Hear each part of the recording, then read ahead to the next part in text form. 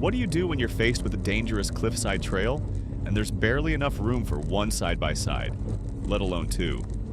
And then, to make things more complicated, you run into another rider coming from the opposite direction. It's a standoff with no easy solution, unless you're quick on your feet. In this video, I found myself in that exact situation. One side of the trail was a rock wall, and the other side was a steep drop.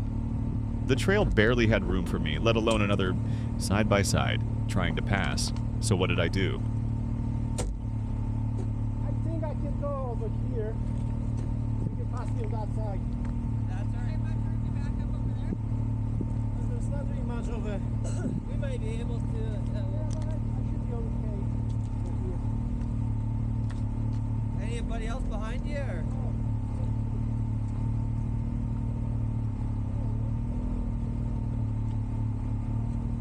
I had to figure out how to make enough space for both of us.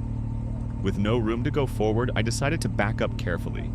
The only option was to use the steep uphill side of the trail to clear just enough space. Something else, no Okay, problem. perfect. The rocks on the downhill side left no room to move, and the tree at the top? It wasn't there for stabilization, just there to help me back up and create enough clearance for the other rider to pass safely. It wasn't easy. Backing up on such a narrow trail with a drop on one side and rocks on the other felt like walking a tightrope. But after a second try, we finally made it. And that's the kind of problem solving you face in off-roading. Quick thinking, a bit of a vision and patience, and sometimes just the right positioning.